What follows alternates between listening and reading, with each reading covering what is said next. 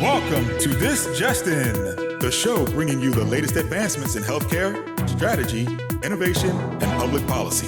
And now, for the fastest voice in healthcare, here's your host, Justin Barnes.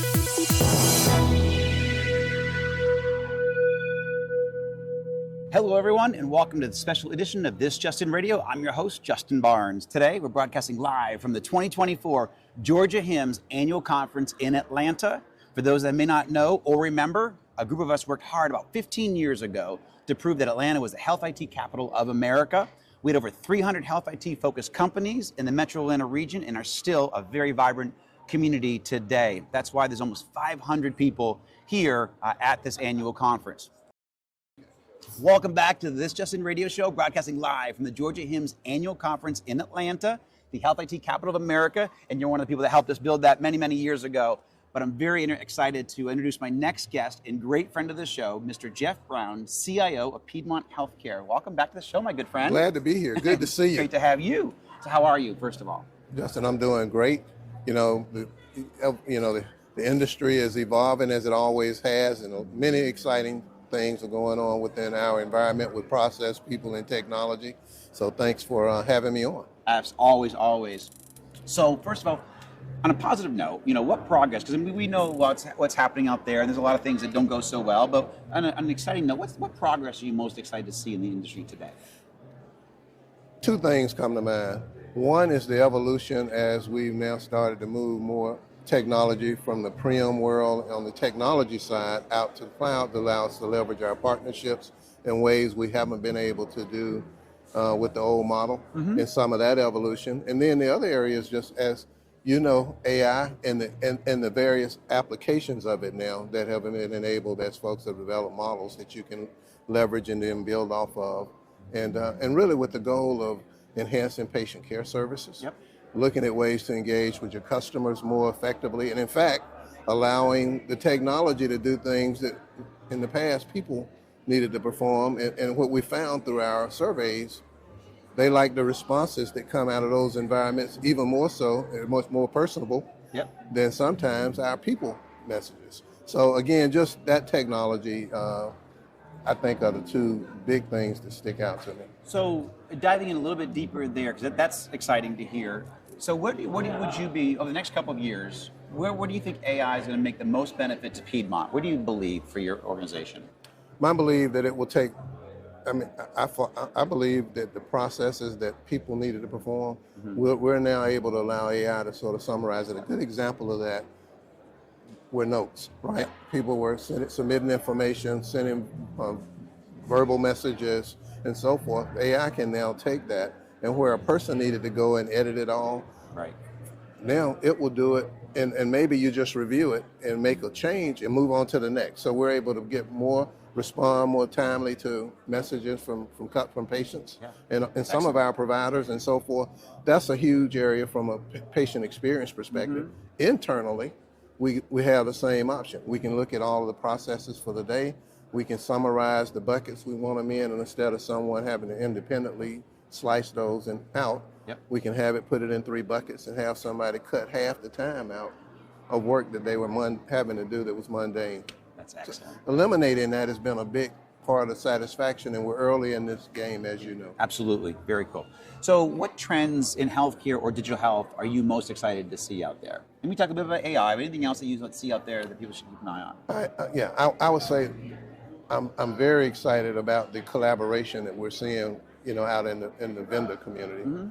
Now, in the old days, you would have to work with specific partners, and there weren't interfaces or APIs that you could connect to allow you to look at the best products and services in the marketplace.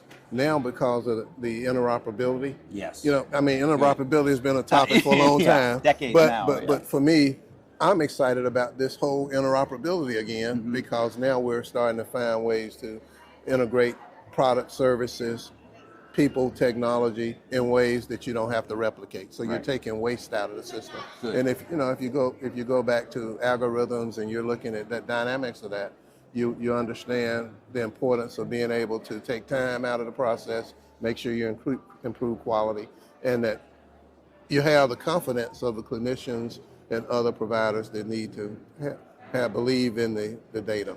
Right. And you've been doing, so actually, on a separate note, I mean, how long have you been CIO at Piedmont? 10 years now.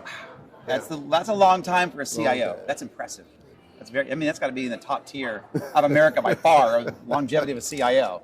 So, you're doing obviously something right and amazing, my friend. Thank you. So, even with some of your CIO peers, or giving some guidance to people out there, what would be a few best practices? So you talk about interoperability, but what would be a few best practices that you would share with them? Say, hey, look out for this, or your health system can successfully navigate some of these changes and evolutions with this. What best practices or key strategies would you offer to them? I would say don't get away from the core. Always spend time looking at ways to improve quality, safety, service in your organization. We're in the people business, we're in the care business, and the folks that are going to win out in that are people that are doing it the best. Best outcomes. If you and I were to have one example, if you and I were to have a need for a cardiac experience, we're informed consumers. We're going to pick a organization, and we're going to pick a physician that has probably not done this first one on us, right? Right, yeah. So again, being able to share information and make sure you're keeping up with the quality metrics. I would say that the other area, and I'm really excited about this area as well, is this whole area of collaboration. You're starting to see, again, being able to share best practices, implement that in ways that really are taking time out of a nurse or a physician's schedule so they can actually practice on what they went to school to learn, and that's on the patient. And you're able to now take an example of that would be documentation. You're listening to ambient speak. They look at it, they review it, they're able to get that out, and you have much more accurate data to share when you go downstream with things like getting the bills paid. So at the end of the day, healthcare is, we have all the people, but no money, no mission. So you've got to make sure that you get the services complete, you get paid for the services that are delivered, and to keep the ecosystem moving. And so you're still going back to basic fundamentals. It's just more advanced now. But you have to keep track of what is the business, how does it work, how do you capture the data from it, how do you present it in a way that payers need to understand, and how do you eliminate gaps in those processes so that the train just continues to run, and it's still fundamentally the same. It's just that we are in a much more advanced state than we were 20 years ago, 10 years ago, 5 years ago, and today, many new frontiers. So, I know you interview a lot of us, but to me, that's all exciting because it's continually evolving in better ways than we probably could have ever imagined 10 or 20 years ago. Well, and you're also leading that. It doesn't happen for everybody, but you happen to be a great leader, Geoff. But I'll give you guys props because you probably, I've never said this in my life, but I think Piedmont probably added 15 years onto my life.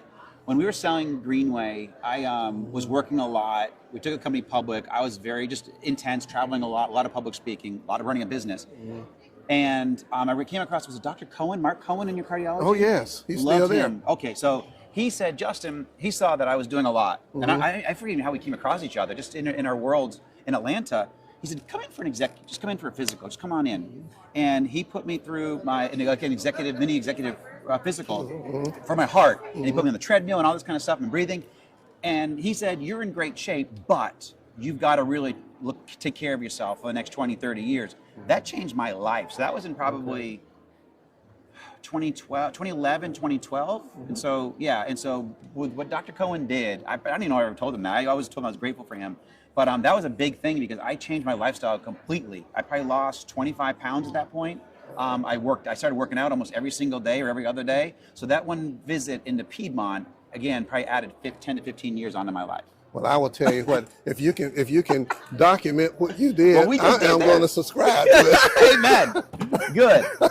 Well, I can't believe I have not said Dr. Cohen's name probably in 10 years. Wow. But I was trying to think of, as you're talking, like I had a great cardiology experience at Piedmont. So anyhow, a little digression, but all good. Dr. Cohen was a chief medical officer for a number of years as well. That's probably when I came across him, actually, when he was doing that. And he also had his hand in the cardiology side, but also running your technology infrastructure, and medical innovation. So, So now thinking ahead a little bit, I know it's a hard question because healthcare evolves quickly, but doesn't evolve quickly. It's kind of both.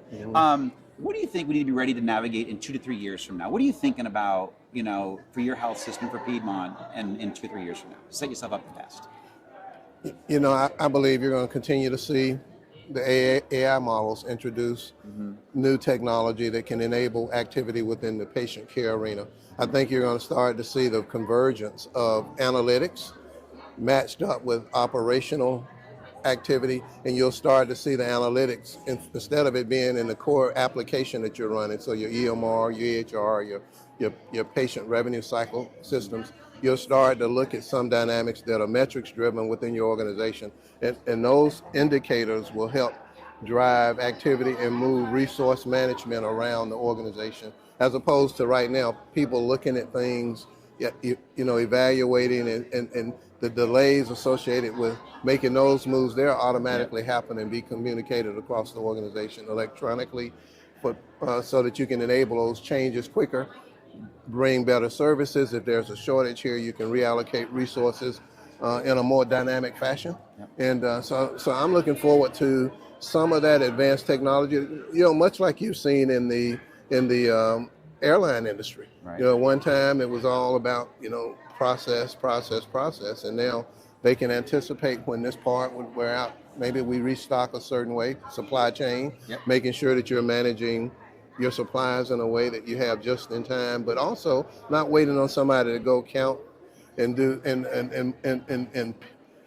access and document. It'll automatically be done, and automation will happen around when you get to this point. It automatically triggers 10 steps that allows the supply chain to work more efficiently. So I'm excited about that because of where the technology has come. Right. And now the confidence people have in it. If you were to go have a conversation about data, data integrity, you'll put people asleep, right? Right. I mean, I get excited about it, but Yeah, so do I. but now when you talk about how does it make you do your job better, how does it allow you to do 5 or 10 more procedures a day?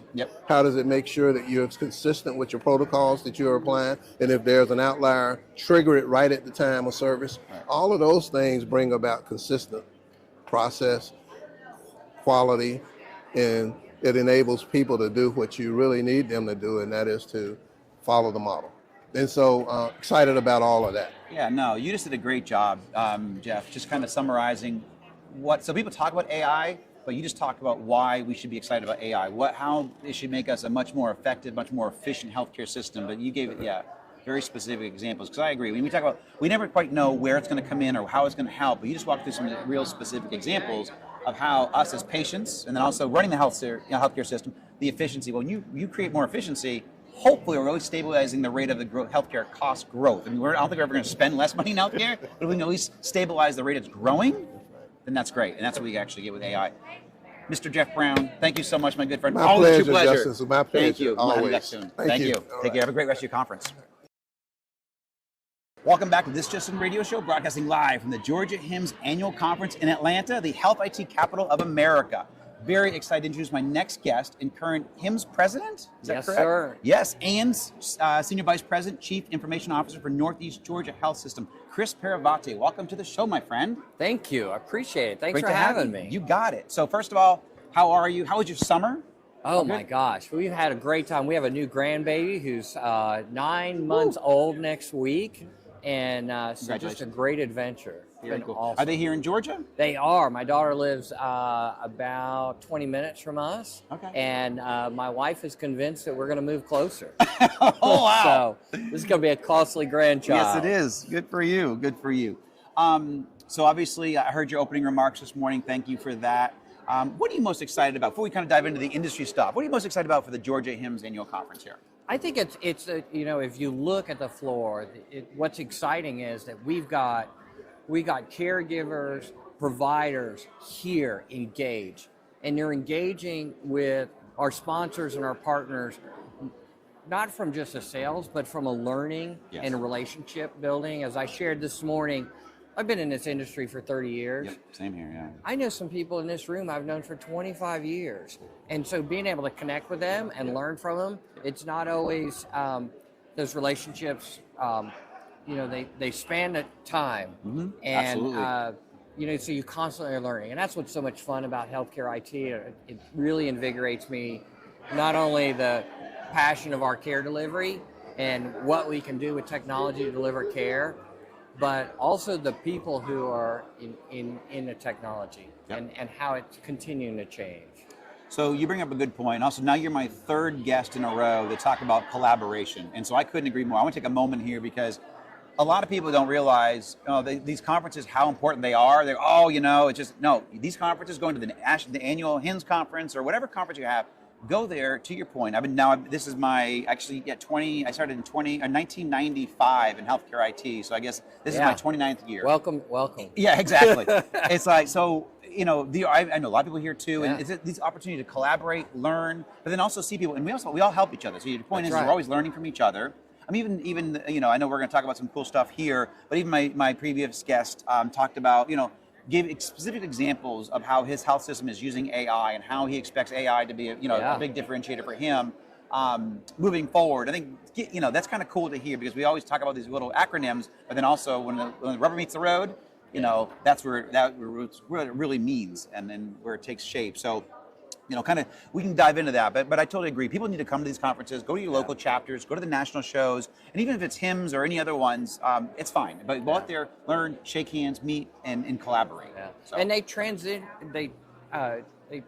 transfer over multiple positions. So I worked for Prudential Healthcare 29 years ago, implementing Epic Ambulatory. Oh, wow. And I've changed jobs over a number of years, but those relationships are constant, right? Because it's part of that community, and knowing those individuals and their talents and their skills, you can draw upon that, and they can draw upon you. Yeah, absolutely. And it's fun to see everybody kind of grow together. How long have you been CIO at North Georgia? I've been there 10 years as a CIO, 14 years in total.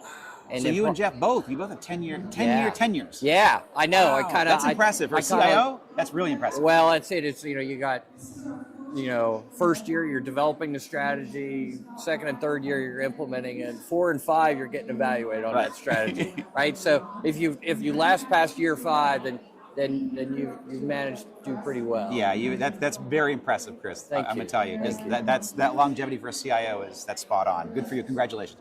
So what do you? I like to start off positive, because obviously there's a lot of things that go wrong in the industry and all that. What progress are you most excited to see in healthcare or digital health today?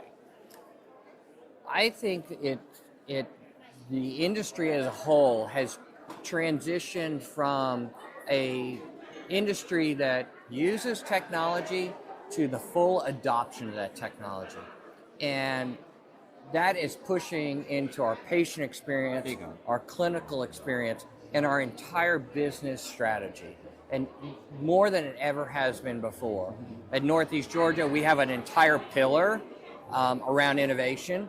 And innovation for us is changing the way we do business. It doesn't mean that it hasn't been somewhere else. Right. But then how do we touch it? How do we implement it in such a way that our patients, our providers, our employees all benefit? Because like I said this morning, we're patients, and my wife is a patient in Northeast Georgia. Yeah. And so I want the very best care for my family. I want the very best care for my community.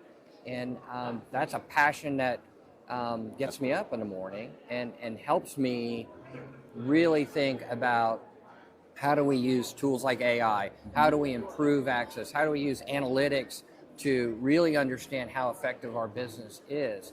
And how do we improve that experience for all of those stakeholders? Because our employees are as big as stakeholders as our patients, right? And if our employees are not satisfied and effective, then our patient experience will be Yeah, and I totally agree with you, and that's impressive. And that's why you've been a CIO for 10 years there, because then that tenure, because that passion obviously bleeds through. But also, thank you for being the president here for Georgia HIMSS, because that's a big task on top of your day job. Yeah. So and serving like that is appreciated greatly. Yeah. So thank you for that. I get a lot of energy from it. See young adults coming into this industry very much like I did 25, 30 years ago, and they're a little green, and they're a little shy. They don't know exactly what to do with people like me, but to help them and give them that experience and And what I've found in that 30 years is that the work comes and goes and fads come and go. Yep. It's the relationships, it's the passion for excellence that really kind of transcends, and that's what makes it fun. Excellent. So what trends are you seeing out there today? Either 2024, 2025. What do you kind of see coming up for either healthcare trends or digital health trends? Yeah, I think a couple things that you're seeing as health systems are now seeing technology as part of their core business and not just a tool in their business. You're now seeing the influx of strategic planning with technology embedded in that. We are a digital company, and that wasn't always the case. And so the table stakes or what's important is that now we're incredibly aligned to the business. We're tightly integrated in that business. And the technology side, the infrastructure, compute, networking, those are table stakes. Right. And I think even those very complex technologies are continuing to get simplified, right? So, 30 years ago, we wrote on green screens, we wrote in C++, we run DEX systems. It's just not that complex anymore. Right? And that is allowing us to drive more energy into the business. So things like cloud computing are incredibly powerful and important as we scale and be able to go faster with higher demand. I think AI, in a much more practical, people get really excited and really energized about the super sexy AI component. How about a large language model over my reporting that says that you could query, give me a report on geometric mean length of stay and who defined the measure. And that large language model will be able to pop that out and enable that into the end user base so that no one's calling the help desk or an application analyst on reporting. So there's several pieces of emerging, but the overall theme is healthcare is becoming a digital delivery enabled system, and that is threading into that strategy, and for IT organizations to be incredibly efficient and nimble, and how do they use tools like AI, like cloud computing. Cybersecurity is another one, right? How are we building a cyber resilient stack? How are we leveraging our partners effectively? How are we keeping track of those trends and ultimately keeping the organization safe? No, it's very wise. And you brought up effectiveness and efficiency, which again, my previous CIO said the same exact thing, which he's leveraging AI for, which, there's a lot of grandiose thoughts on Gen AI and what's going to do in the future, but just even the simplicity of making us more effective, making us much more efficient, and that means a lot to the patients. I mean, also, as I brought up before, we're never going to spend less in healthcare, but maybe we can stem the rate of how fast healthcare costs are rising by becoming more efficient. And I want our clinicians to be in the moment. And what that means is not being distracted by technology, but that technology being an extension of tools. So I'll give you an example. One of our AI solutions is if we refer you to a subspecialty care, let's say I'm going to refer you to neurology and you have a history of migraines, we can use an AI tool to read your medical record, read some things about you, and present that to the neurologist so that when that neurologist is sitting down with you, they haven't gone through chart prep, they have a summary of, oh, you have a history of migraines. Looks like you've always had this, your father had this. Oh, I see that recently you moved. That probably put some stress on your life. Tell me about what's going on. And so that provider can be in the moment with that relationship with a patient. Excellent. And not distracted by, let me look in the EMR, let me figure out what's going on, what's the story, and all those things. I can see what tests, what things are relevant in that moment. And the same thing in the emergency room. If you present in the emergency room and you've been here before, we should summarize that medical history to that triaging provider so they know if you've got a history of hypertension and I take your blood pressure and you're on these particular medications, I can more effectively curate that care delivery. So these are really practical examples, but it's still about the people. And it's about putting the patients and our clinicians and connecting those relationships. So in our final minute or so, what would you say to other CIOs who maybe haven't been successful for 10 years like you? What best practices would you share with them? or key insights? You know, I'll give you one specific example. My office is in administration. Okay. My office is not in IT. Okay. My first team and my first priority is my peers, a part of the senior leadership team and the CEO. If I am incredibly aligned on the priorities of the business, then there is no ambiguity on what the priorities are for my team. And there will always be lots of priorities. It's what's the next most important priority. Right. And staying very deliberately focused on that, and then having that relationship so that you can influence that strategy is paramount. That's just great advice in life in general. How to prioritize your time in a marriage, raising children. But obviously with your work and your peers and running a very large organization. So I completely agree. Thank Awesome. you. Thank Chris you. Paravate, thank you very much for your time, my friend. Good to meet you in person. Yeah, and, absolutely. Thank you for a great show. Yeah, thank you so appreciate it. much. Thank you. Appreciate you being here Great today. work. Thank you, man. So welcome back to This Just In Radio Show, broadcasting live from the Georgia HIMSS annual conference here in Atlanta, the Health IT capital of America. Just want to say thank you very much to all of my partners and sponsors for today. This Just In Radio Show would not happen without all of you. Certainly want to thank Roberta Mullen from the Healthcare Now radio team, who's producing and broadcasting my show for over 11 years and helped get us as 2024 Podcast of the Year in healthcare. So grateful for that. And obviously my supporters with AWS and Amazon. Roberta's off camera right here, but she's in her Atlantic City gear, which is fantastic. I'm so glad that she came to join us from the beach. Always grateful for Roberta and the whole team there, and certainly the entire Georgia HIMSS board and leadership team to have me here. I think I just committed to them for 2025 annual conference, so it looks like I'll be back next year. But certainly I'm grateful for everybody who helped me put the show on, who brought me here, and certainly made a phenomenal day happen. And also to all my listeners and supporters, please tune in weekdays. My broadcasts are 2:30 p.m. Eastern, 11:30 a.m. Pacific. And you can always track me on LinkedIn at Justin T. Barnes, or track me on Twitter at HIT Advisor, and use the hashtag ThisJustinRadio so we can respond to your comments from the show. If you missed any of this episode or want to hear more, all my shows are on Apple iTunes, SoundCloud, Spotify, Spreaker, TuneIn, iHeartRadio, and even Amazon Music now. So we're all over the place. And also some of the great content we just put out there on justinbarnes.com. I'm on our thought leadership page. But thanks to everyone, and have a great rest of your day. Take care.